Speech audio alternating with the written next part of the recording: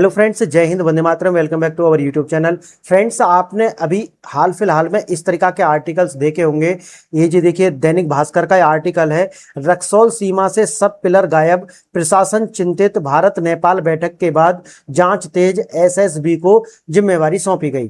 ठीक है, और देखना जन जागरण का देखना, बिहार के सीमांचल में 222 सीमा पिलर क्षतिग्रस्त या लापता। अमर उजाला का देखना, लखीमपुर खेरी न्यूज इसमें दिखाया जा रहा है, भारत नेपाल सीमा पर सर्वे और वहां पर सोनाह से होगी शुरुआत। अब यहां पर आप इसमें एक बात देखिए, ये जो पिलर हैं ये गायब हो रहे हैं। ये देखिए 295 पिलर नंबर 295 ये गायब हो रहे हैं। तो इससे क्या फर्क पड़ेगा? मन में तो आया ना ये भाई, ठीक है पिलर गायब हो गए, इससे क्या होगा। मैंने एक वीडियो बनाई थी और आपको याद होगा उस समय पर मैंने ये वीडियो बनाई थी कि ये जो सत्ता में आया है वालेन शाह, प्रधानमंत्री नेपाल का, ये अमेरिका का पिट्ठू है।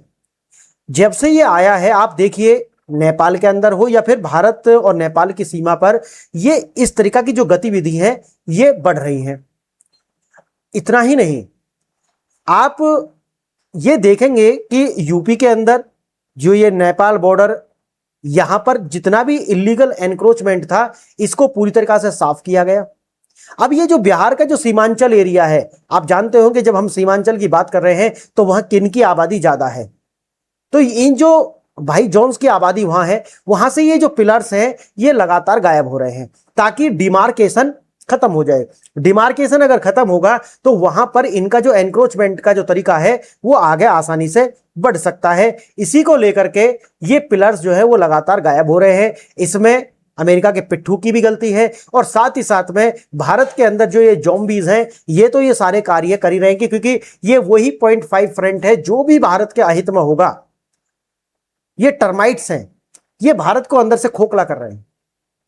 क्लियर? तो ये सीमा पर ये जो सारा कार्य है इसके लिए हो रहा है ताकि वहां एनक्रोचमेंट हो। इलीगल गतिविधि आप देख रहे हैं कि भाई जितना भी इलीगल गतिविधि है वो नेपाल बॉर्डर, क्योंकि पोरस बॉर्डर है, किसी तरीका की ज्यादा जांच वाच है नहीं, वहां से ये भारत के अंदर प्रवेश करते हैं। और साथ ही साथ में क्योंकि सीमांचल का एरिया, तो वहां तो ये इनकी आबादी है, और इनकी आबादी का मतलब आप समझ रहे हैं ना।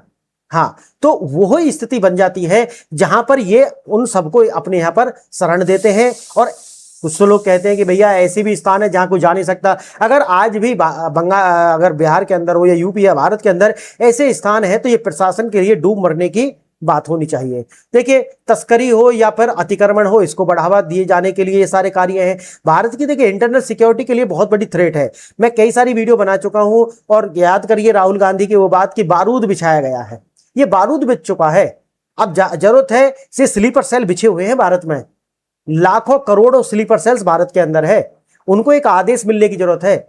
मैंने वीडियो बनाई थी, आप देखिए, जो प्रेस करने वाला है, जो सब्जी बेचने वाला है, जो फल बेचने वाला है, जो ठेला लगाने वाला है, जो आपके घर में दूध लाने वाला है, जो सफाई करने वाली है, जो बर्तन साफ रोटी बनाना सफाई कर्मी है, भाई उन पर नजर रखने की आवश्यकता है।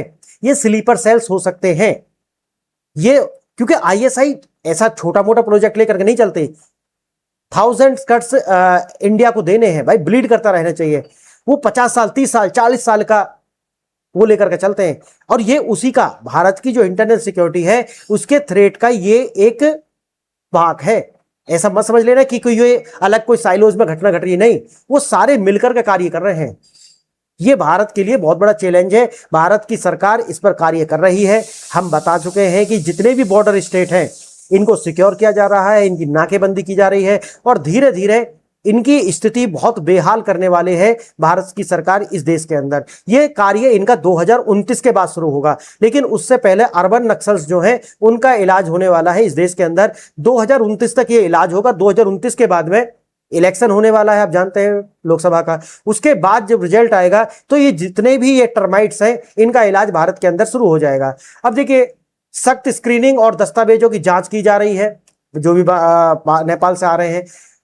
34 उन्नत वॉच टावर्स का निर्माण करने की बात की गई है, जिससे लगभग 2 से 4 किलोमीटर की जो दूरी है वो दिखेगी, और जो भी एनक्रोचर होगा, जो भी घुसपैठिया होगा, उसको वहीं पे न्यूट्रलाइज करने के भी आदेश है। एसएसबी को जो है इसकी जिम्मेवारी दे दी गई है। 25 किलोमीटर का जो संवेदनशील दायरा है वहां पर वाइब्रेंट विजिलेंस प्रोग्राम के तहत ये सारे के सारे टावर्स स्थापित किए जाएंगे। अब देखिए, ये आईबी की रिपोर्ट है, इंटेलिजेंस ब्यूरो की रिपोर्ट है, वो ये बताती है कि देखिए रक्सौल सीमा पर ये जो पिलर है ये गायब हो रहे हैं, जो चिंता का विषय उन्होंने बताया। क्योंकि क्योंकि ये चिंता का विषय है, क्योंकि अगर ये गायब हो रहे हैं तो आप समझ लीजिए कि ये एनक्रोचमेंट और इलीगल जो गतिविधि है उनको बढ़ाने के लिए एक फर्टाइल ग्राउंड तैयार किया जा रहा है। अब सीमांचल का क्षेत्र है तो आपको मैंने जैसे कि बताया वहां पर इसी तरीका के लोगों की जो संख्या है वो आप बहुमत में है। वहां का अभी विधानसभा का जो चुनाव हुआ आपस में देखिए कौन जीत कर आया, वो तो सेना को कह रहा कि भाई वहां का जो विधायक है कि हम इनको जगह नहीं देंगे। सोचिए, छावनी बनाने की जगह देने के लिए तैयार नहीं है। आप सोच सकते हैं कि किस स्थिति में हम जी रहे हैं। अब रक्सौल वीरगंज चौक पॉइंट्स दोनों देशों के बीच लगभग 60% व्यापार इसी से होता है। जो रक्सौल जो वीरगंज चौक पॉइंट है इसी के द्वारा। अब अगर आप इसके अंदर आप ये भी देखेंगे कि मोतिहारी रक्सौल के समीप स्थित जिला मुख्यालय जो वर्तमान में 11 संदिग्धों की सूचना मिली है कि 11 ऐसे लोग जो कि आईएसआई के एजेंट्स हैं, जो अपने आप को उड़ा सकते हैं बम बांध करके, वो भारत के अंदर प्रवेश कर चुके हैं, ऐसा आईबी की रिपोर्ट कहती है। देखिए integrated check post Bharat Nepal का 45% व्यापार आईसीपी इसी की चेक पोस्ट से भी होता है और 60 उधर से पीछे आप रक्सौल वाले से देखिए। पिलर संख्या 395 काफी मशहूर है। रक्सौल सीमा के समीप बलुआहा क्षेत्र मुख्य पिलर 395 और उसके कई सब पिलर्स वहां से गायब हो चुके हैं। और उनका मैंने बताया गायब होने का क्या है, क्योंकि यहां से ह्यूमन ट्रेडिंग भी होती है, फ्लैश ट्रेडिंग जिसे हम बोलते हैं। लोगों का जो है लड़कियों को यहाँ ले जाना, यहाँ से पाकिस्तान से लेकर के आना, घुसपैठ कराना, ये इसके लिए प्रसिद्ध। और इसीलिए आप देखोगे कि भारत के जो टर्माइट्स हैं, ये ज़ॉम्बीज, ये आपको ये उन्हीं सीमा के क्षेत्रों में दिखेंगे। आप देखिए जहां पर भी ये डेमोग्राफी चेंज हो रही है वहां पर आप बंगाल का देखिए, क्योंकि एक बार जो प्रवेश करेगा उसे ये पूरी शरण देते हैं। इनका सीमा पर होना, इनको मुझे लगता है कि 100 से 200 किलोमीटर अंदर तक तो ये होना ही नहीं चाहिए, क्योंकि ये देश की सुरक्षा के लिए बहुत बड़ा खतरा है। देखिए इंडिया नेपाल हालिया रिव्यू मीटिंग से मुद्दे पर गंभीर चिंता जताई है। परिणाम स्वरूप अवैध आवाजाही और तस्करी में भारी वृद्धि दर्ज की गई थी, इसी को लेकर के ये हुआ है।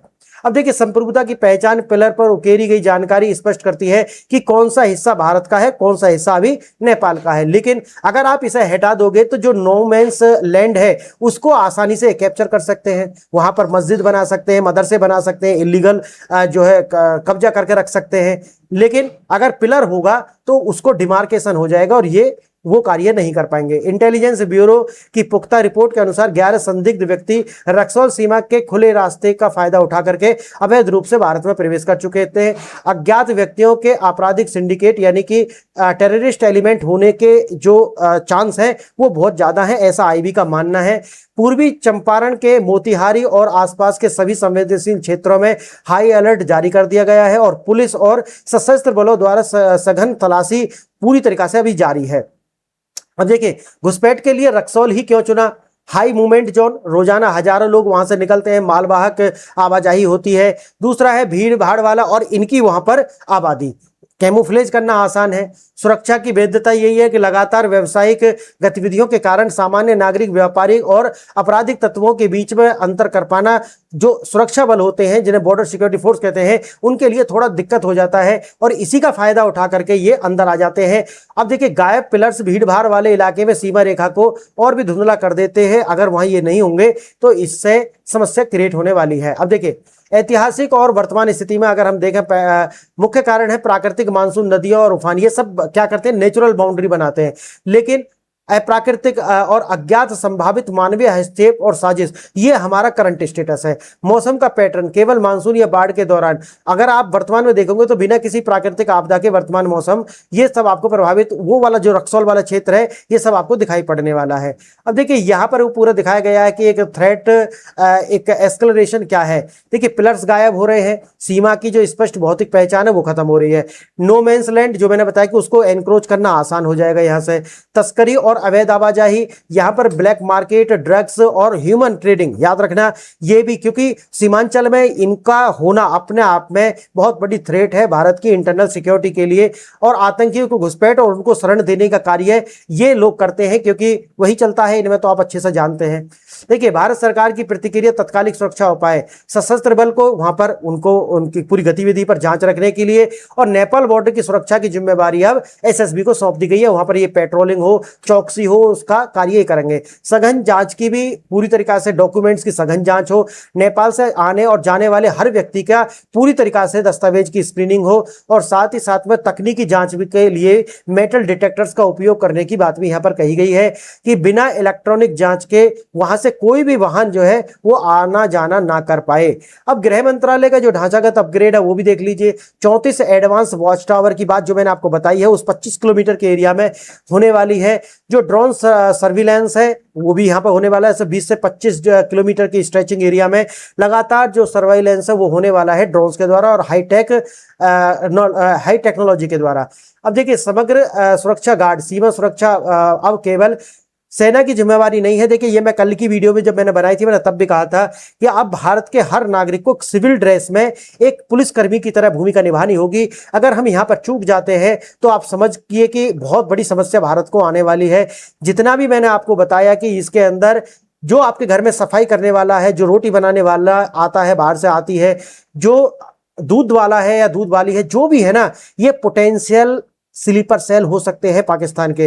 तो आपको बिना पुलिस वेरिफिकेशन के इनको नहीं रखना है। अगर किसी व्यक्ति पर आपको संदेह होता है कि यार ये व्यक्ति यहाँ की रेकी कर रहा है, जाइए पुलिस में उसकी शिकायत कीजिए और उसकी वेरिफिकेशन कराइए। ये कार्य अगर आपकी कॉलोनी के अंदर भी कोई ऐसे लोग आते हैं कि जिन्हें आप नहीं जानते और वो लगातार आप उनका एक पैटर्न देखते हैं, तो उसकी शिकायत जाइए पुलिस में कीजिए और उनका धरपकड़ होगी। तो हमें हर व्यक्ति को एक पुलिस की भूमिका में आना पड़ेगा। और अगर ऐसा, अच्छा, सरकार तो इसके लिए कानून बनाएगी कि अगर कोई व्यक्ति ये नहीं करता है तो उसके लिए भी उतनी ही सजा होनी चाहिए। अपने घर में रखता है ऐसे लोगों को, पुलिस वेरिफिकेशन बिना कराए रूम देता है, पुलिस वेरिफिकेशन कराए उसको घर में काम देता है, अपने व्यवसाय में काम देता है, वो उतना ही जिम्मेवार है जितना ये टेररिस्ट है। तो फ्रेंड्स, आज के लिए यही, आपने वीडियो देखा, इसके लिए धन्यवाद। जय हिंद, जय भारत।